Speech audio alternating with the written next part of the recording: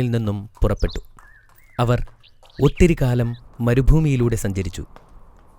ലൂത്ത് നബി സൊഡോം നഗരത്തിലേക്ക് പോകാൻ തീരുമാനിച്ചു. ചാവുകടലിന്റെ പടിഞ്ഞാറൻ തീരത്തായിരുന്നു സൊഡോം നഗരം. പക്ഷേ അവിടെ ഉള്ളവരെല്ലാം വളരെ മോശപ്പെട്ടവരായിരുന്നു. അതിലൂടെ യാത്ര ചെയ്യുന്നവരെ അവർ ആക്രമിക്കുമായിരുന്നു. സൊഡോം ജനതയുടെ മറ്റൊരു ബലഹീനതയായിരുന്നു പുരുഷന്മാർ പുരുഷന്മാരുമായി ലൈംഗിക ബന്ധമുണ്ടായിരുന്നു എന്നത്. ഈ പ്രകൃതിവിരുദ്ധ പാപം പിന്നീട് സൊഡോമി എന്നായിരുന്നു അറിയപ്പെട്ടിരുന്നത്.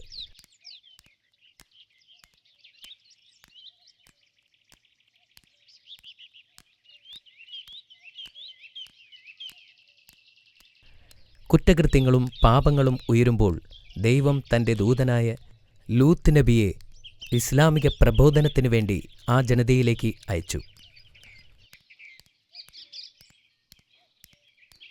ഈ നീചപ്രവൃത്തികൾ ഉപേക്ഷിക്കുവാൻ ലൂത്ത് നബി അവരെ ഉപദേശിച്ചു. പക്ഷേ അവർ അത് ചെവിക്കൊണ്ടില്ല. ലൂത്ത് നബി പിന്നീട് അവരെ അള്ളാഹുവിൻ്റെ ശിക്ഷകളെക്കുറിച്ച് ഓർമ്മിപ്പിച്ചു. അപ്പോൾ അവർ ലൂത്ത് നബിയോട് നഗരം വിട്ട് പുറത്തു പോകുവാൻ ഭീഷണിപ്പെടുത്തി.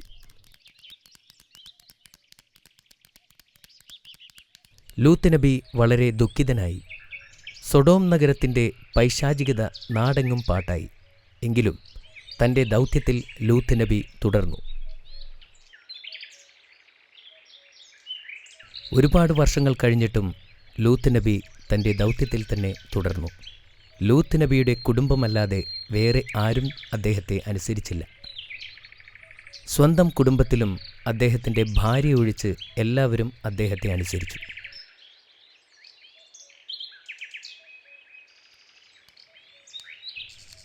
വളരെ കുറച്ചു പേർ മാത്രമേ അദ്ദേഹത്തിൻ്റെ വാക്കുകൾ കേട്ടുള്ളൂ. വീടിൻ്റെ അകത്തുനിന്നും പുറത്തുനിന്നും അദ്ദേഹത്തിന് എതിർപ്പുകളും പീഡനങ്ങളും നേരിടേണ്ടി വന്നു. അദ്ദേഹം വളരെ ക്ഷമയോടും ദയയോടും കൂടി വീണ്ടും ജനങ്ങളെ സമീപിച്ചു. വർഷങ്ങൾ കഴിഞ്ഞിട്ടും ആരും അദ്ദേഹത്തെ ശ്രദ്ധിക്കാൻ തയ്യാറായില്ല. നീ പറയുന്നത് സത്യമാണെങ്കിൽ അള്ളാഹുവിൻ്റെ ശിക്ഷ ഞങ്ങളിലേക്ക് ഇറക്കി കാണിക്ക് എന്നവർ വെല്ലുവിളിച്ചു. എല്ലാ അവഗണനകൾക്കും ഒടുവിൽ ലൂത്ത് നബിക്ക് പ്രതീക്ഷ നഷ്ടപ്പെട്ടു.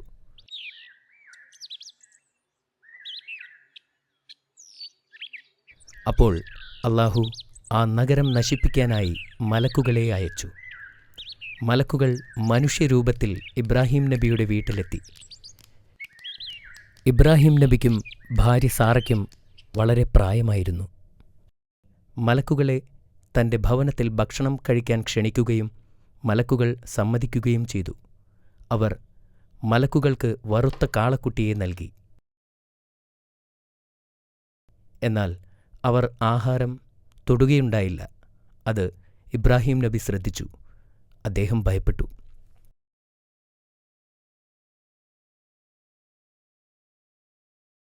അവർ മലക്കുകളാണെന്ന യാഥാർത്ഥ്യം ഇബ്രാഹിം നബിയെ അറിയിച്ചു. സാറ ഉടൻ തന്നെ ഗർഭിണിയാകുമെന്നും അവർ ഒരു കുഞ്ഞിന് ജന്മം നൽകുമെന്നും അവർ പറഞ്ഞു. ഈ വാർത്ത കേട്ടപ്പോൾ പ്രവാചകനും അദ്ദേഹത്തിൻ്റെ ഭാര്യയും സന്തോഷിച്ചു.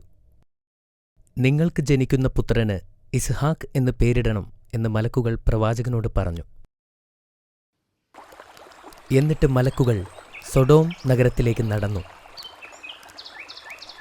അവർ ആ നഗരത്തിലെത്തി. മലക്കുകളെ ആദ്യം കണ്ടത് ലൂത്ത് നബിയുടെ മകളായിരുന്നു. അവൾ നദിയിൽ നിന്നും വെള്ളം നിറച്ചുകൊണ്ടിരിക്കുകയായിരുന്നു. ആ സുമുഖരായ മനുഷ്യരെ കണ്ടപ്പോൾ അത്ഭുതപ്പെട്ടു. ഇത്രയും സുമുഖരായ ആളുകളെ അവൾ ഇതിനു മുമ്പ് കണ്ടിട്ടേയില്ലായിരുന്നു. ഇത്രയും ഭംഗിയുള്ളവർ ഭൂമുഖത്ത് ഉണ്ടെന്ന് പോലും അവൾക്ക് വിശ്വസിക്കാനായില്ല. ഇവിടെ വിശ്രമിക്കാൻ വല്ല ഇടവുമുണ്ടാകുമോ എന്ന് മലക്കുകൾ അവളോട് ചോദിച്ചു. ലൂത്ത് നബിയുടെ മകൾ അവരോട് അവിടെ തന്നെ നിൽക്കാൻ പറഞ്ഞു. കാരണം നഗരത്തിലെ നിവാസികൾ അവരെ കണ്ടാൽ അവരെ ഉപദ്രവിച്ചേക്കും എന്നവർ പേടിച്ചു.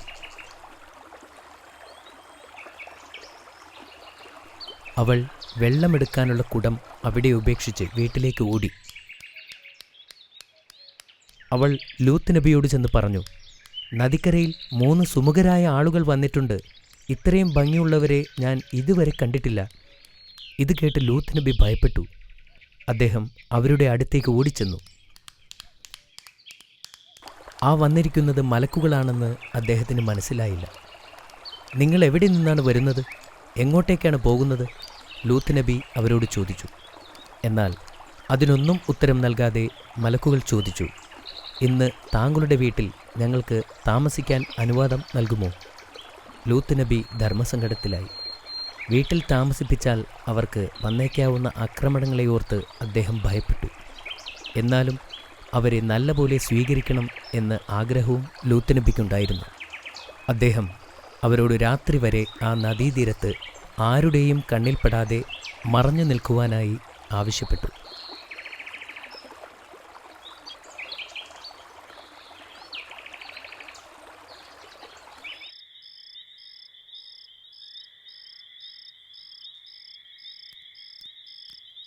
രാത്രിയായപ്പോൾ ലൂത്ത് നബി അവരെ തൻ്റെ വീട്ടിലേക്കെത്തിച്ചു. ലൂത്ത് നബിയുടെ ഭാര്യ ഈ കാഴ്ച കണ്ടപ്പോൾ ആരോടും പറയാതെ വീട്ടിൽ നിന്നും പുറത്തു കടന്നു. എന്നാൽ ഇതാരും ശ്രദ്ധിച്ചില്ലായിരുന്നു. അവർ നഗരനിവാസികളുടെ അടുത്തു ചെന്ന് 3 ഭംഗിയുള്ള ആളുകൾ തൻ്റെ വീട്ടിൽ എത്തിയതായി അറിയിച്ചു. ആ വാർത്ത വളരെ പെട്ടെന്ന് തന്നെ ഗ്രാമം മുഴുവൻ പരന്നു. തൻ്റെ വീടിൻ്റെ നേരെ ജനങ്ങൾ വരുന്നത് കണ്ട് ലൂത്ത് നബി ഭയപ്പെട്ടു. അപ്പോഴാണ് തൻ്റെ ഭാര്യ വീട്ടിൽ ഇല്ലാത്ത കാര്യം അദ്ദേഹം ശ്രദ്ധിച്ചത്. അങ്ങനെ തൻ്റെ ഭാര്യ ചെയ്ത ചതി അദ്ദേഹം മനസ്സിലാക്കി. അദ്ദേഹം ആകെ പരിഭ്രാന്തനായി. അദ്ദേഹം പെട്ടെന്ന് തന്നെ വാതിലുകൾ അടച്ചു. എന്നാൽ നഗരനിവാസികൾ വീടിന് മുന്നിൽ വന്ന് ബഹളം വച്ചു തുടങ്ങി. ലൂത്ത് നബി തൻ്റെ അതിഥികളെ വെറുതെ വിടാനായി അപേക്ഷിച്ചു.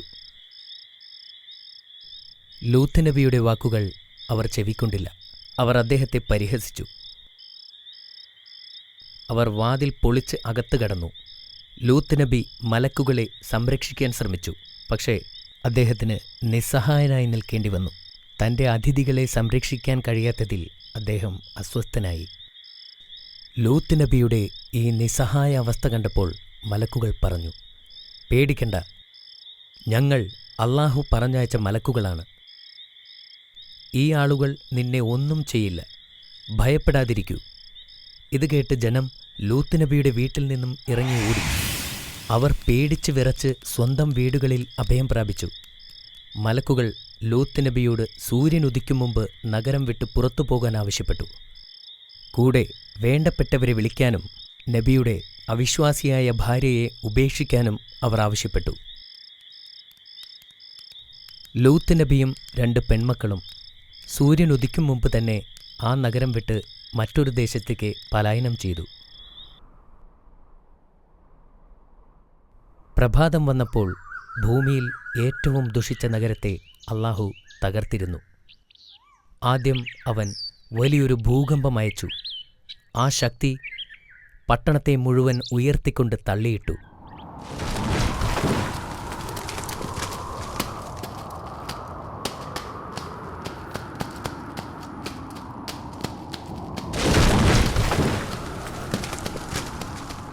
പിന്നെ അല്ലാഹു പട്ടണത്തിൽ ഒരു ചുഴലിക്കാറ്റിനെ അയച്ചു.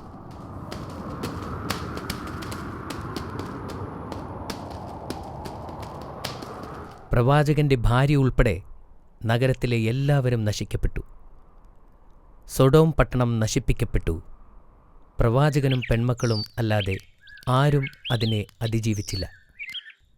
ലൂത്ത് നബി തൻ്റെ അമ്മാവനായ ഇബ്രാഹിം നബിയെ കാണാനായി പോയി. അദ്ദേഹം അവരെ സന്ദർശിച്ച് സൊഡോമിൽ എന്താണ് സംഭവിച്ചതെന്ന് നബിയോട് പറഞ്ഞു. എന്നാൽ ഇബ്രാഹിം നബിക്ക് മലക്കുകൾ ഇതിനു മുമ്പേ തന്നെ എല്ലാ കാര്യങ്ങളും പറഞ്ഞുകൊടുത്തിരുന്നു. പിന്നീട് അവർ ഇരുവരും വർഷങ്ങളോളം ജനങ്ങളെ ഇസ്ലാമിലേക്ക് ക്ഷണിച്ചുകൊണ്ടേയിരുന്നു. കൊള്ളാം, വളരെ നല്ല കഥയായിരുന്നു ബാബ. മാഷാ അല്ലാ, നിനക്ക് ഈ കഥ ഇഷ്ടപ്പെട്ടല്ലോ. എനിക്കൊരു സംശയമുണ്ട്. ശരി, ചോദിക്കൂ. ലൂത്ത് നബിയുടെ ആരായിരുന്നു ഇബ്രാഹിം നബി അലൈഹിസ്സലാം? ലൂത്ത് നബിയുടെ അമ്മാവനായിരുന്നു ഇബ്രാഹിം നബി അലൈഹിസ്സലാം. മനസ്സിലായോ? ഹോ, എനിക്കിതിപ്പോ ഓർമ്മ വന്നു. Thank you. ശരി, ഇനി ചോദ്യത്തിലേക്ക് കടക്കാം. നീ തയ്യാറാണോ? ഹാ, ചോദിക്കൂ. എന്തായിരുന്നു സൊഡോം നഗരവാസികൾ ചെയ്തിരുന്ന പാപം? Option A sodomy, option B മോഷണം, ഓപ്ഷൻ സി വിഗ്രഹാരാധന. Option A sodomy. അത് ശരിയുത്തരമാണ്. Very good. ഇതാ നിനക്കുള്ള അടുത്ത ചോദ്യം. സൊഡോം നഗരത്തിലേക്കെത്തിയ 3 അപരിചിതർ ആരായിരുന്നു? അവർ മലക്കുകളായിരുന്നു. മാഷാ അല്ലാ, ശരിയുത്തരമാണ്. എന്നാൽ നമുക്ക് അടുത്ത ചോദ്യത്തിലേക്ക് കടക്കാം. സൊഡോം നഗരത്തിലെത്തിയ മലക്കുകളെ ആരാണ് ആദ്യമായി കണ്ടതെന്ന് പറയാമോ? ലോത്ത് നബിയുടെ മക്കളാണ് മലക്കുകളെ ആദ്യം കണ്ടത്. വീണ്ടും ശരിയുത്തരമാണ്. എന്തുകൊണ്ടാണ് നബി മലക്കുകളെ വീട്ടിലേക്ക് ക്ഷണിക്കാത്തത്? അവരോട് രാത്രി വരെ കാത്തുനിൽക്കാൻ ആവശ്യപ്പെട്ടതെന്തിന്? അപരിചിതർ വളരെ സുമുഖരായിരുന്നു. സൊഡോമിലെ ദുഷ്ടരായ ആളുകൾ അവരെ കണ്ടാൽ ഉപദ്രവിക്കുമെന്ന് പ്രവാചകന് അറിയാമായിരുന്നു. അതുകൊണ്ടാണ് അദ്ദേഹം ഭയപ്പെട്ടത്.